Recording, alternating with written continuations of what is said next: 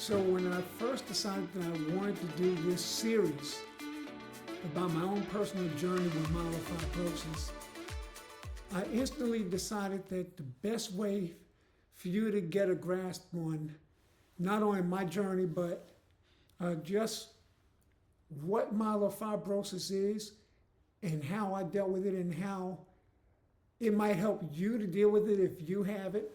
Or maybe you're someone who knows a loved one that's battling with myelofibrosis, and maybe it'll help you. And so I decided that in episode 1, what we'll do is first we'll briefly define myelofibrosis. Now I'm only going to give a brief explanation because my specialist, Dr. Bear Zogi, has agreed to come on during a later segment to talk to you in more depth about myelofibrosis. Okay. And then how did I get here? We'll take a 30,000 foot view of how I got here. And quite naturally, that means we will start with the early days of my journey. Okay, so those are the things we're going to cover today. I hope it takes no longer than 15 minutes. That's my aim for these segments, 15 minutes and no more. Okay, so here we go. So the brief definition of MF, myelofibrosis, not what you're thinking, is a rare blood cancer, and it affects the bone marrow and naturally the blood.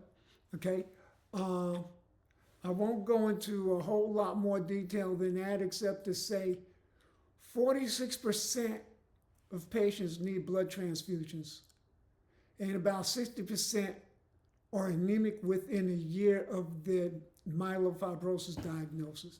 So that's something to keep in mind.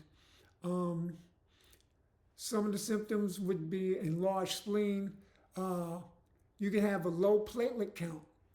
Okay, these are some of the things that you have to look out for. All right. The 30,000 foot view, I guess the best way to explain it is with some video. And so I'm going to insert some video and then we'll be back. Hello, ladies and gentlemen, it's Mac, and I know the last time there was any communication, it was, hey, there's been a setback. I'll talk to you guys later. And I guess in some ways I have to apologize, excuse me, for the short abruptness. But I was supposed to go into the hospital, as you all probably remember, on November 8th. I had a final set of tests on November 7th. The last box I had to check off didn't go so well. I tested positive for COVID. Needless to say, that knocked me out the box. You may have heard me coughing, you may have heard me wheezing, you may have heard me, for the better part of a few weeks, still coughing a little, but I'm past the contagious stage. But, I'm doing better. I'm doing better. And I'm now scheduled to go back to the hospital for admittance for real this time on November 21st, the actual transplant date. Get this, the day before Thanksgiving. Yeah, November 27th. This is going to be very short. It is go time. I arrived at the hospital. Everything's good, and now I'm just waiting for them to tell me my room number. Hey gang, it's Mac, and as you can see, I am laying somewhat comfortably in my hospital bed. So, just a quick brief update. As some of y'all may know, I got here this morning. Getting through it, admittance was seamless. It was quick. got up here, met the staff, the daytime staff. Of course, they've changed a couple of times since this morning, but everyone's been wonderful. I've eaten a little bit. They started putting me on my meds. And right now, just moments ago, I started my first treatment of chemo. And so now, for those of you who don't know, all right, this is one of those necessary steps in order for me to get the bone marrow, the new bone marrow from my donor. I have to go through this. I'm going to be all right now. Say around the 5th day of this.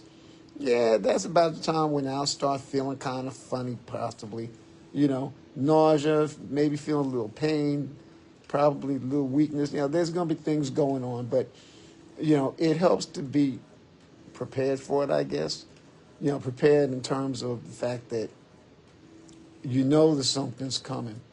But the funny thing about it is, there are things that are typical that happen, to patients going through what I'm going through, but it doesn't mean that everyone's going to have the same issues. And so I may be fortunate in that instead of dealing with 8 different issues, I might deal with 1 or 2. It's possible.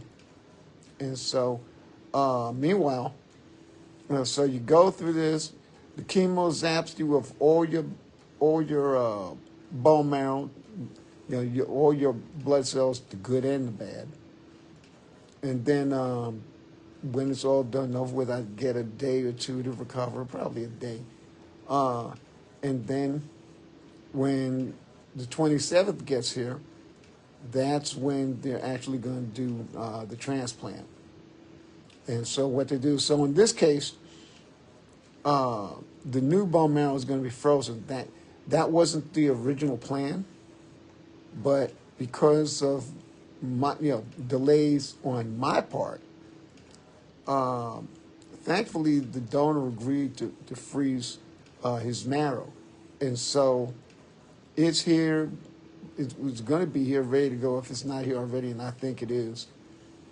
And so it'll pop up on the day that I'm getting the transplant, and there are things that they have to do to prepare it.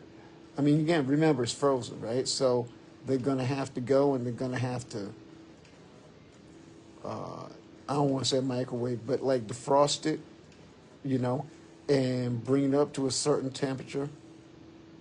And I'm guessing we're talking about regular human temperature, 98.6 or 7 or whatever it is, 96.8. I forget. You guys probably know better than I do. But anyway, and so I'm not going to pull my shirt up, but I think I told you all about the port. If you don't know, in preparation for this, they get what they call a port, and they stick it in your chest, right about up here, and it goes underneath your skin, and it leads to one of your larger blood vessels, all right? And so what happens is, instead of you getting poked constantly every day, every time they need to get blood, or every time they need to inject meds in you, and so forth, so on, it's just one time. I already got that poked, basically. And so when they're not, using it, they're not injecting you with a tube of medication, or if they're not taking blood for lab work or what have you, they have a top to, keep everything off so that nothing, it's not being used. But when they use it, it's multi-purpose. Like I said, they can insert meds intravenously. They can, take blood for labs. They can do all these different things, including inject the new bone marrow. And so that's why that's there. And I trying. I don't know. I really want to say cue the burlesque music, but you could see a little bit. That's the port, all right. Well, that's the outside of the port. The port is further up, and I don't know if I'm going to be able to. But y'all are going to have to take my word for it. But anyway, so that's what's going on. Gabrielle, I see you. How are you? And so that's where things sit right now. I feel good. A couple of people have asked me today how I feel. And the first words that come to mind are thankful and grateful. I mean, who wants to go to the hospital, right? But the way I feel about it is this is the beginning of my healing. This is the beginning of my getting better. Those with, who have these transplants, they refer to the day that they have the transplant as their rebirth day. So my rebirth day would be the 27th, November 27th. That's when they're going to do the transplant. And a lot of people celebrate their rebirth day too. So it's a big deal for a lot of folks. I mean, I haven't been through this, so I don't know how I'm going to react to it. I'm not, into a whole lot of the rah-rah sort of thing, but, I mean, I don't know how I'm going to react to it. I have no idea. But in any event, I'm just grateful that I'm here, that I have this opportunity to heal, get better, hopefully inspire a few people along the way, maybe, and just go ahead and get this done so I can get on with my life. That's what I've been saying. I want to do this so I can get on with my life. So that's really it. That's really it, And we started this at about 10. It's almost 10:10 now. And that's 10:10 p.m. Central Time. And so so that's really it.